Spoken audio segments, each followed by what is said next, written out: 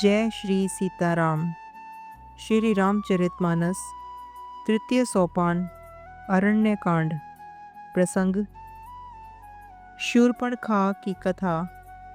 शूर्पणखा का खरदूषण के पास जाना और खरदूषण वध। रावण की एक बहन थी जिसका नाम था शूर्पणखा, जो नागिन के समान भयानक और दुष्ट हृदय की थी। वह एक बार पंचवटी में गई। जब उसने दोनों राजकुमारों को देखा तो वह विकल हो गई। काकभूषणी जी कहते हैं, हे गरुड़ जी, शूर्पणखा जैसी राक्षसी, धर्म ज्ञान शून्य, कामंध स्त्री मनोहर पुरुष को देखकर चाहे वह भाई, पिता, पुत्र ही हो, विकल हो जाती है और मन को नहीं रोक सकती। जैसे सूर्यकांत मणि सूर्य को देखकर द्रवित हो जाती है और ज्वाला में पिघल जाती है। वह सुंदर रूप धरकर प्रभु के पास जाकर और बहुत मुस्कुराकर वचन बोली, न तो तुम्हारे समान कोई पुरुष है, न मेरे समान स्त्री। विधाता ने यह संयोग बहुत विचार कर रचा है। मेरे योग्य पुरुष जगत भर में नहीं है। मैंने तीनों लोगों को खोज देखा, इसी से मैं अब तक अविवाहित रही। अब तुमको देखकर कुछ मन माना है। सीता जी की ओर देखकर प्रभु श्री रामचंद्र जी ने यह बात कही कि मेरा छोटा भाई कुमार है। तब वह लक्ष्मण जी के पास गई। लक्ष्मण जी उसे शत्रु की बहन समझकर और प्रभु की ओर देखकर कोमल वाणी से बोले, हे सुंदरी, सुन, मैं तो उनका दास हूँ, मैं पराधीन हूँ, अतः तुम्हें सुख न होगा। प्रभु समर्थ हैं, कौशलपुर के राजा हैं, वे जो कुछ करें उन्हें सब फबता है। सेवक सुख चाहे, भिखारी सम्मान चाहे, व्यसनी जिसे जुए शराब आदि का व्यसन हो, धन और व्यभिचारी शुभ गति चाहे, लोभी यश चाहे और अभिमानी चारों फल अर्थ धर्म काम मोक्ष चाहे, तो ये सब प्राणी आकाश को धोकर दूध लेना चाहते हैं, अर्थात असंभव बात को संभव करना चाहते हैं। वह लौटकर फिर श्री रामचंद्र जी के पास आई। प्रभु ने फिर उसे लक्ष्मण जी के पास भेज दिया। लक्ष्मण जी ने कहा, तुम्हें वही वरेगा जो लज्जा को तृण तोड़कर त्याग देगा। यह सुनकर शूर्पणखा खिसियाई हुई क्रुद्ध होकर श्री राम जी के पास गई और उसने अपना भयंकर रूप प्रकट किया। सीता जी को भयभीत देखकर श्री रघुनाथ जी ने लक्ष्मण जी को इशारा देकर कहा।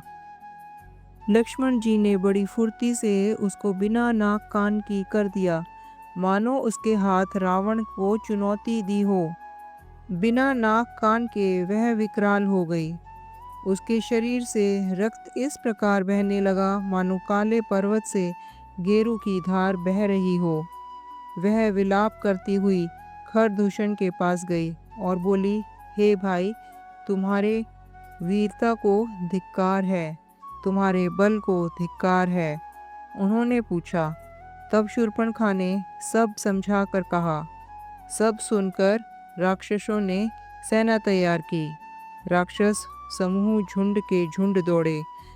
वे अनेकों प्रकार के सवारियों पर चढ़े हुए और अनेकों आकार के हैं।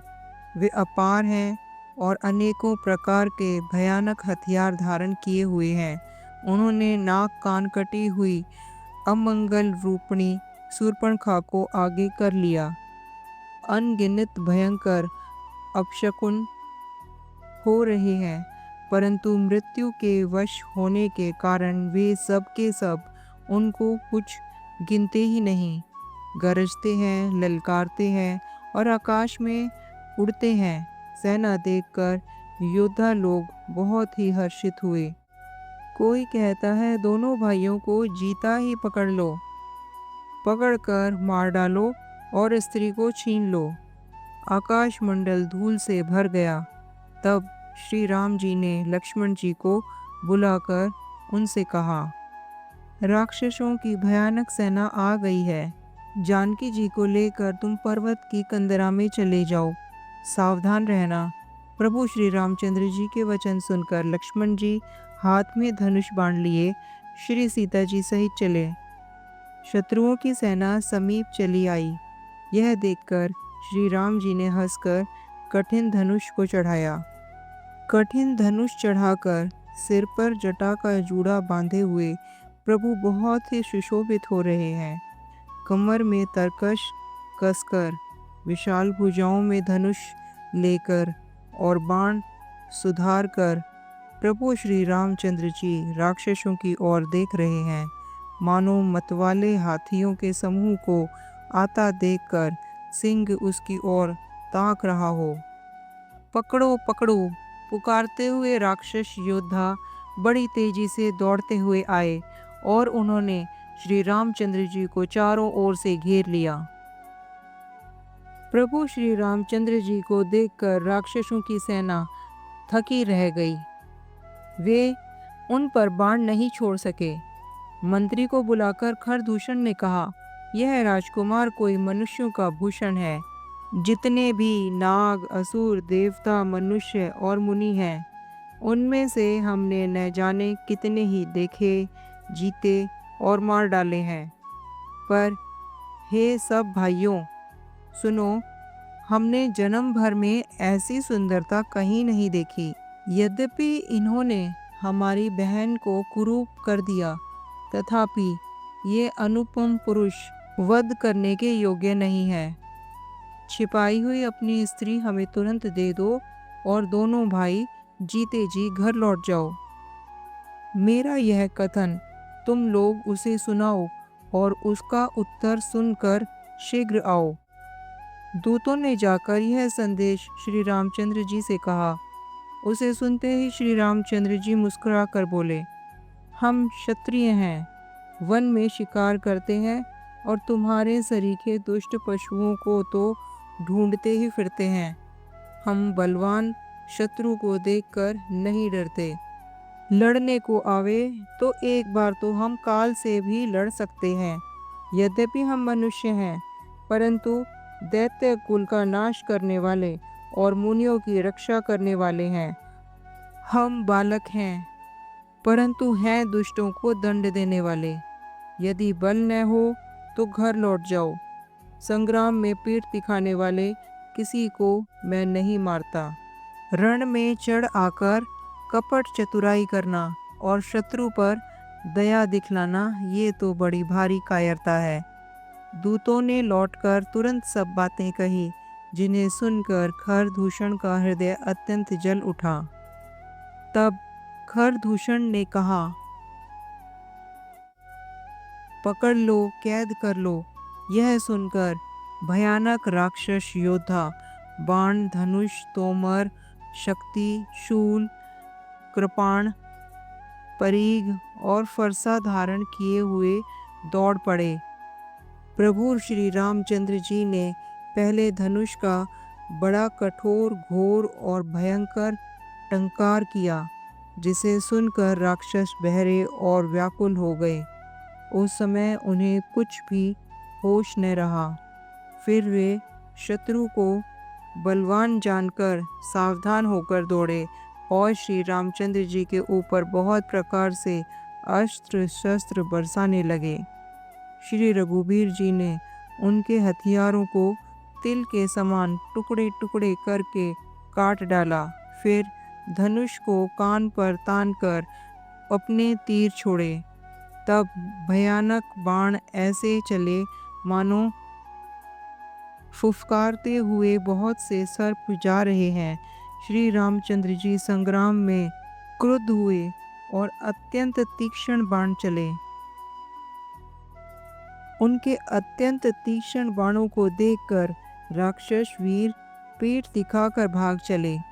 तब खरदूषण और त्रिशरा तीनों भाई क्रुद्ध होकर बोले, जो रण में भाग कर जाएगा उसका हम अपने हाथों से वध करेंगे। तब मन में मरना ठानकर भागते हुए राक्षस लौट पड़े और सामने होकर वे अनेकों प्रकार से हथियारों से श्री राम जी पर प्रहार करने लगे। शत्रु को अत्यंत कुपित जानकर प्रभु ने धनुष पर बाण चढ़ाकर बहुत से बाण छोड़े, जिनसे भयानक राक्षस कटने लगे। उनकी छाती, सिर, भुजा, हाथ और पैर जहाँ तहाँ पृथ्वी पर गिरने लगे। बाण लगते ही वे हाथी की तरह चिंघाड़ते हैं। उनके पहाड़ के समान धड़ कट कट कर गिर रहे हैं। योद्धाओं के शरीर कट कट कर सैकड़ों टुकड़े हो रहे हैं। वे फिर माया करके उठ खड़े होते हैं। आकाश में बहुत सी भुजाएं और सिर उठा रहे हैं तथा बिना सिर के धड़ दौड़ रहे हैं। चील, कोए आदि पक्षी और सियार कठोर और भयंकर कट कट शब्द कर रहे हैं। सियार कटकटाते हैं। भूत, प्रेत और पिशाच खोपड़ियां बटोर रहे हैं। श्री रघुनाथ जी के प्रचंड बाण योद्धाओं के भुजाओं और सिरों को टुकड़े टुकड़े कर डालते हैं। उनके धड़ जहाँ तहाँ गिर पड़े हैं। फिर उठते हैं और लड़ते हैं और पकड़ो पकड़ो का भयंकर शब्द करते हैं। अनेकों योद्धा श्री राम जी के बाणों से मारे और पछाड़े गए। अपनी सेना को व्याकुल देखकर त्रिशरा और खरदूषण आदि योद्धा श्री राम जी की ओर मुड़े। अनगिनत राक्षस क्रोध करके बाण, शक्ति, तोमर, फरसा, शूल और कृपाण एक ही बार में श्री रघुवीर पर छोड़ने लगे।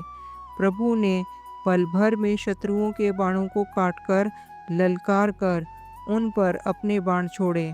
सब राक्षस सेनापतियों के हृदय में 10-10 बाण मारे। योद्धा पृथ्वी पर गिर पड़े, फिर उठकर भिड़ते हैं, मरते नहीं। बहुत प्रकार की अतिशय माया रचते हैं। देवता यह देखकर डरते हैं कि राक्षस 14,000 और अयोध्यानाथ श्री राम जी अकेले हैं। देवताओं और मुनियों को भयभीत देखकर माया के स्वामी प्रभु ने एक बड़ा कौतुक किया, जिससे शत्रुओं की सेना एक दूसरे को राम रूप देखने लगी और आपस में ही युद्ध करके लड़ मरी। यही राम है, इसे मारो। इस प्रकार राम राम कहकर शरीर छोड़ते हैं और मोक्ष पद पाते हैं। कृपा निधान श्री राम जी ने यह उपाय करके क्षण भर में शत्रुओं को मार डाला। देवता हर्षित होकर फूल बरसाते हैं और आकाश में नगाड़े बज रहे हैं। फिर वे सब स्तुति करके अनेकों विमानों पर सुशोभित हुए चले गए। जब श्री रघुनाथ जी ने युद्ध में शत्रुओं को जीत लिया और देवता, मनुष्य और मुनि सबके भय नष्ट हो गए, तब लक्ष्मण जी सीता जी को ले आए। चरणों में पड़े हुए उनको प्रभु ने प्रसन्नतापूर्वक उठाकर हृदय से लगा लिया। इस प्रकार पंचवटी में बसकर श्री रघुनाथ जी देवताओं और मुनियों को सुख देने वाले चरित्र करने लगे। जय श्री सीताराम।